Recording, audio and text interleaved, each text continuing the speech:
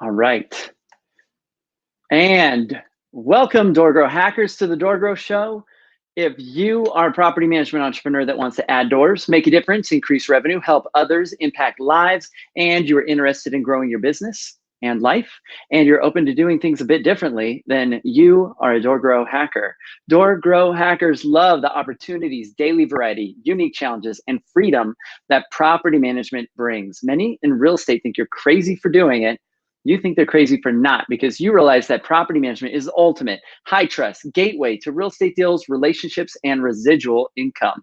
At DoorGrow, we are on a mission to transform property management businesses and their owners. We want to transform the industry, eliminate the BS, build awareness, change perception, expand the market, and help the best property management entrepreneurs win. I'm your host, property management growth expert, Jason Hold, the founder and CEO of DoorGrow. Now, let's get into the show. And my guest today is Jason Waggoner of ACUTRAQ. Jason, welcome. Good afternoon, Jason. Good. I'm a little biased, but I kind of like your first name. It's a good one. We had some creativity going on in the 80s. Right. Yeah, there's a lot of Jasons, a lot of them. All right, so let's get into this. First, I want to get into your background a little bit, how you kind of got connected to the industry, how you got connected into doing ACUTRAQ. Give us a little bit of background for those listening on who is Jason. Very fun story there. I started whenever I was 18. I actually went to school for auto body to learn how to work on cars, fix wrecked cars, customize cars. Okay. Never did that. Got out of that, went into sales. And so years later, I was actually in between jobs at the moment and decided this was in 2006. And so for like 20, 25 days, I sold vacuums while I was putting in, resumes and different things. Thought nothing of it, got another job in inside sales a month later, went back to doing that. Well, 2 years later, Jeannie Baker, the owner of ACUTRAQ, calls me and asked me, if I was still doing sales, and said that I had sold her a vacuum cleaner 2 years prior to this and wanted to go to lunch. So we went to lunch. She had a great product, believe in it, and my father-in-law had actually he had inherited a rental property.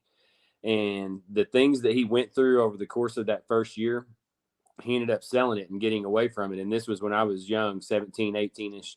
So after seeing him go through that and then seeing what products she had that could have prevented it, it just made it seem a lot more, it hit home a lot more. And so that was in 2008, and I've been with her ever since. And since then, the company has grown. We used to just be in a few states. Now we're in all the lower 48 states with offices throughout the country and a staff of about 12 in Arkansas. And so just good, consistent growth over the years. And we love what we do. We love making a difference in the communities. So that's how I got hooked up with ACUTRAQ. It's not the normal story you hear from people, but it luckily you sold her a vacuum. Yeah. You sold her a vacuum, and she was so impressed with how you sold her the vacuum that she didn't have buyer's remorse. Like, she wanted to have more of you. She wanted you to work for her. This is great. Said she got up that morning and looked over in the corner and thought, I know who my salesman is. And, so, yeah, that vacuum was an anchor. Every time she saw that vacuum, she's like, that guy sold me. I need somebody like that. All right. So it's interesting because, us entrepreneurs, like, we're always looking for the person that's going to, like, help us with the thing that we're weak at. Right. And so, so you kind of filled maybe a gap for her. So definitely. Yeah. She had done it for 10 years by herself at that point and had grown where she physically couldn't do it by herself anymore. And so a lot of planning, a lot of sleepless nights, and we've been, somewhat successful in growing this business and creating something that she started back in 1998 and just continuing to watch it grow. All right, so to the topic at hand, the title of the show, this episode, is everything you need to know about federal criminal reports. And so let's talk about what do we need to know? Well, with federal criminal reports, can you still hear me? I went ahead and plugged in my microphone there. Yeah, I hear you. Okay. You hear me? Yep. The federal criminal reports, are important. And a lot of people don't understand the difference between what most landlords run, meaning a multi-state database, and they sound similar. Multi-state, federal, you think, oh, the federal just covers all those different states. But the reality of it is the multi-state database is what most landlords run. It has a lot of holes in it. It has states that don't even report to that database. You know, for instance, New York, they report the Department of Corrections, but not their county data. Maryland, Massachusetts has its own system called the ICORI system. So there are holes in it. But those are derived from state repositories, from Department of Corrections, from different places like that. So let's say I get in trouble. I'm in Houston, Texas. If I get in trouble here, I go to Harris County. They book me in, and if I get convicted, if I do prison time, I'm going to do it in a Texas state prison. The difference with the federal criminal report is it's a different set of courts. So let's say I do that same crime. Let's just use drugs, for instance. Let's say I do drugs and I traffic those drugs, and now I go from Louisiana to Alabama to Mississippi. I've went across state lines. So that's a federal charge now. I've messed up not only in my state, but federally. And that would be tried in a different set of courts. So most landlords and even some employers do not get those federal court records because it's a smaller percentage. It's 8 to 10%, which is still a big chunk. But the type of crimes that are tried there are embezzlement, kidnapping, robbery, bank robbery, crimes against animals, child pornography. A lot of crimes that if a landlord knew that person had been convicted recently, or maybe even in the past, it may change their decision on whether or not they would rent to that person. Okay. But most people don't know those records exist. So the reality is most landlords have probably placed, somebody that had previously robbed a bank or an ATM, or somebody that had previously been convicted of kidnapping or embezzlement, things of that nature. A lot of computer crimes regarding identity theft, things of that nature. There's just the thing about the federal crimes that there may not be as many, but they're all the crazy ones. They're all the ones that if that person had committed that type of crime, it would definitely change your decision.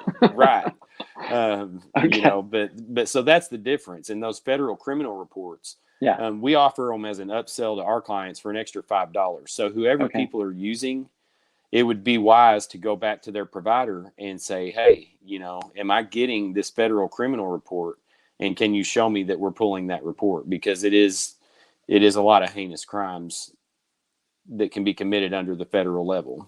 All right. I just want to point this out because I thought this was really funny that you're using an example of somebody committing crimes and you used yourself, right? You did this. You're like, let's say I do this and I commit this crime. I think most people would be like, let's say there's a guy named Fred, right? Okay. Allegedly, right? So, and here's what's funny: when I met you at a conference, you wear this like half criminal, half business suit costume, like this thing, and sometimes you said you even shave half your beard, and like you're like Dr. Jekyll, Mr. Hyde, or Two-Face, right. Yeah. Yes, at the Florida conference, the NARPM conference, I think the beard was just coming in, so I couldn't quite get the half shaven down and make it look presentable. But yeah, that piece is it really sheds some light on what people come in looking like, because we've actually had applicants that showed up in a BMW with a briefcase full of money and wanted to pay the next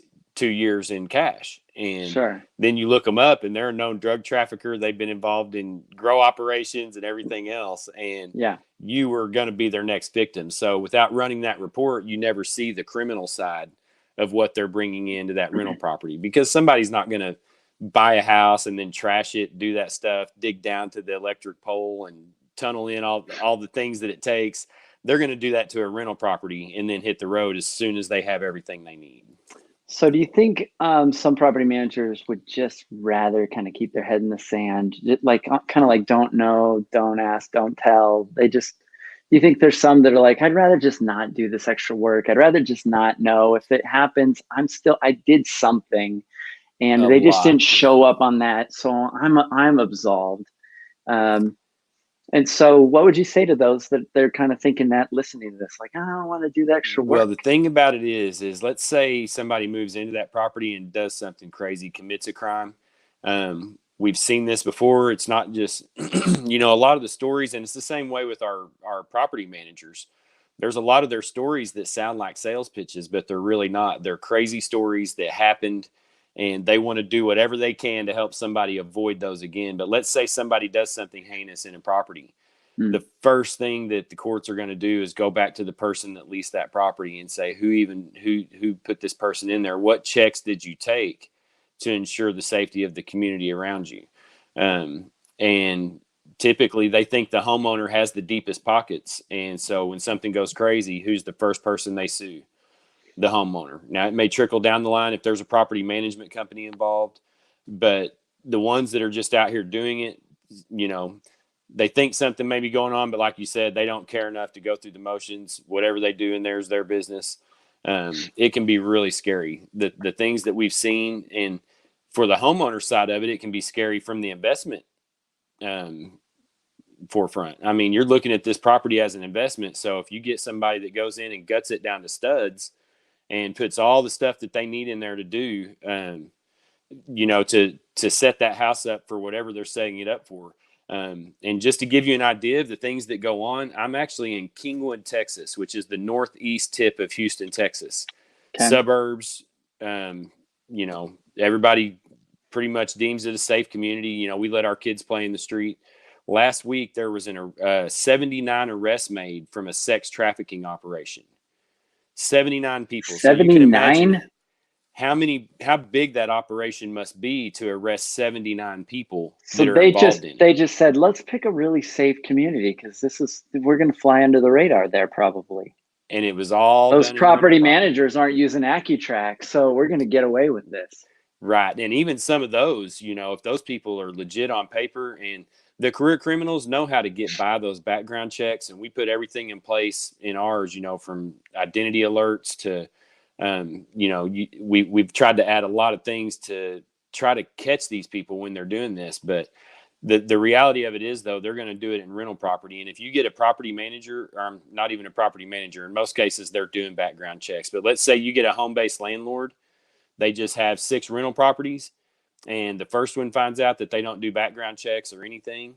As soon as one of their other properties come open, hey, let me know if you have anything open. I've got, somebody I know needs to rent a house too, and I love renting from you. I've got 4 other criminal friends that would love a place.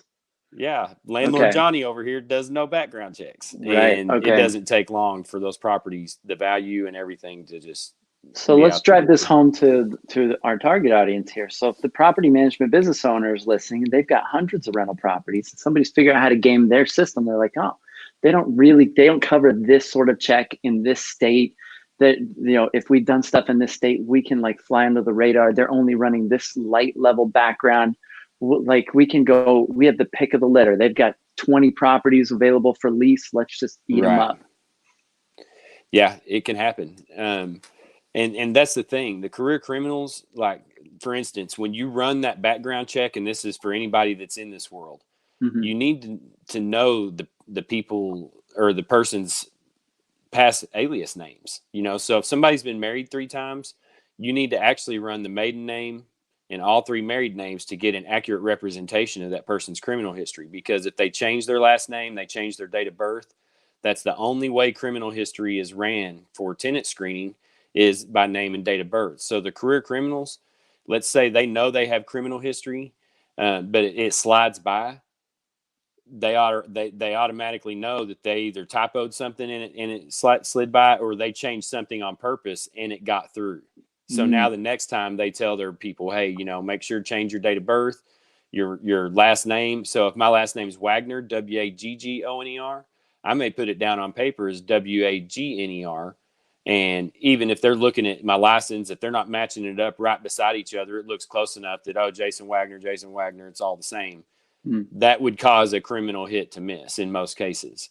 So the best thing to do is, there's a search called a social trace, and we put it on everything we have just because how important it is. But if somebody's not getting it, ask your provider about a social trace, because it provides all the past alias names that person has used with their social. So if you've signed up for a cell phone, a utility, anything you had to put your social down, it's actually stored with that, the name used and the address used. And so that helps a lot in finding the alias names when people try to tell you they don't have any. No, this is the only name I've ever had. No, you've had two other ones and then one nickname that you used as an alias too. And so running those can make a difference. But yeah, the career criminals, once they find a loophole, once they find a window or a door open, it's just like a house. They'll crawl through and they'll tell all their friends to come right behind them. It's party time. Yeah. Okay. So, there's a lot of different screening services, I think, out there, right? And so help those listening. I mean, I'm sure a lot of them have something that maybe came with Appfolio, or they've got something with Rent Manager, or something with Buildium, or something with Propertyware. So for those listening, why should they maybe use ACUTRAQ? Like, help them understand what's the contrast between what they have typically and what you're going to do for them. You bet. And Rent Manager, we're actually an affiliate of. Nice. Some other of the softwares too. But typically the reason that somebody will go outside of their software to use us is for these reasons. The background check is in no way an afterthought. And not only that, if your applicants have trouble, they call us. If they have a dispute, that's one of the big things with tenant screening is making sure your applicants have a way to dispute the information, because you can have a junior and a senior. Mm-hmm. Senior's been arrested 10 times, been in prison his whole life. Junior didn't know him growing up. Junior's a good kid. Senior's criminal history still keeps showing up on Junior's report. Right. So every time he gets an application for an apartment, he has to go through the whole process. That was my dad. I don't, it's not my criminal history. And having a way to dispute that, the applicants, it can mean them having housing or not having housing with those reports being accurate. So if something like that does come up, having that documented and being able to help them is one of the biggest things. But yeah, the excuse me, the support side of things, that's what we do is background checks. There's nothing else on our plate. And so the biggest reason is to have a third party unbiased source outside of your company, outside of your software. All these people do are background checks. And if something goes wrong, you can bet that we'll have your back and search through it. Anything at all, that's the difference of having somebody that does that and then having that as just an ancillary service. So probably fair to say if their intuition is saying something's off about somebody, but everything comes back clean, maybe they should put you to the test and see if you come up with something that we love comparisons. The other thing too is not a lot of companies can staff enough people to make the phone calls to the landlords and employers. So with our full premium report, you'll get an employment verification plus the current landlord and the prior landlord. And you'd be surprised at the different reports we get from one landlord that's trying to get rid of them currently and the one from a year ago that lays it all out and lets you know what's coming. Sure. And so with those added, it really just helps give a better representation of how that applicant's going to act in the property and how they're going to pay rent and all of that good stuff. Yeah. Everything to do with their character. All right. So we talked a little bit about why they should use ACUTRAQ and what maybe makes it a little bit different. What are some of the typical questions that property managers might ask you about ACUTRAQ during the sales process? You're the sales guy, and I'm sure you dealt with some objections. What are some of the typical questions that you get for those that are listening? The typical questions, we generally start with the application process. And so they want to know about that, onboarding the applicants. How does that process work? And the biggest thing with the process is the application in our eyes, because that's where it starts. That's the first thing that applicant sees of your company if you're a landlord. Whether they're doing it, the software's doing it, or a third party like ACUTRAQ, that's the first face of the company. So that needs to be a smooth process that the relationship can get off on the right hand. The other thing is they typically want to see an itemized list of everything that's going to be on that background report. Okay. You think we're getting a criminal report. What all does that include? There are a number of different things that should be included on that. And I hope most everybody listening is getting these with their provider. But of course, it's the 50-state sex offender search. It's the social trace that we talked about that has the alias names. the OFAC, which is very important nowadays, and that's the Office of Foreign Asset Control. They are the ones that have the terrorist database searches, the terrorist watch list. Anything to do as far as that goes, that's where that information is going to come from, and it's OFAC, OFAC. And so a lot of people want to know about that one because everybody wants to make sure that we're not housing some terrorist cell in the middle of Houston or Atlanta, Georgia, or somewhere like that. I'm trying to think of the other things. And then, of course, the FBI most wanted list. So that's another thing that's included that we forget to talk about a lot of time are the FBI most wanted list, the DEA most wanted list. And something a lot of people don't know is every major city has their own list for those. So along with the top 10, every major city has their top 10. So searching for those, understanding where the data comes from and what you're getting, like we were talking about name and date of birth only. So many people think it's tied to a social or a driver's license number or something like that. But in reality, it's not. The police officers and the firemen are the only ones that have access to what we call, the National Crime Information Center. Unfortunately, landlords don't have that luxury. So understanding where the information comes from and how important it is to making that decision, it can literally mean life and death from somebody on the block if you house a violent person in there or if you house a sex offender or something of that nature. So that's a lot of the questions that we get. Spanish speaking, that's getting to be more and more prevalent. So we did add that about a year and a half ago. We do have bilingual staff. A lot of different things like that, but that's what we specialize in is where the information comes from, how to relay that back to the landlord in an accurate manner. All right, cool. So ACUTRAQ, it's your sole focus is doing this screening. And you have this itemized list, lots of different sources that you're going to be checking, like OFAC. Don't place terrorists, guys that are listening. And it's not good. Don't do that. And so it goes well above and beyond what they're typically going to get. And you integrate with some property management software like Rent Manager. Yes. All right. So I think I gave a light summary there of some of the pluses. So this sounds like a really cool thing. How can people get in touch with ACUTRAQ and how do you spell it? Because it's a little different. It is different. I don't expect anybody to ever type that into Google correctly, but it's ACUTRAQ. So Q would be like queen on the ends instead of a C. So ACUTRAQ.com. You can always reach us at info@ACUTRAQ.com. That goes to myself and the owner. So we will reach back out to you direct. The website's the best way. And then if you want to call us, feel free to give us a call at 479-439-9174. That would be the corporate office in Fayetteville, Arkansas. And then I'm out of the Houston, Texas office. Cool. So Jason, you guys are making property management safer for the property managers that are the boots on the ground. You're making neighborhoods safer, and you're making property management in general. You're helping property management have a better reputation. And I appreciate that. That's our goal. All right. Awesome. Thanks for coming on the DoorGrow show. Thank you. All right. So you guys check it out. ACUTRAQ. That's with a Q at the end. All right. So if you're a property management entrepreneur and you feel like your website might be a little bit leaky, you're just not seeing enough business come through, you think you need more leads. If you just had more leads, everything would be better.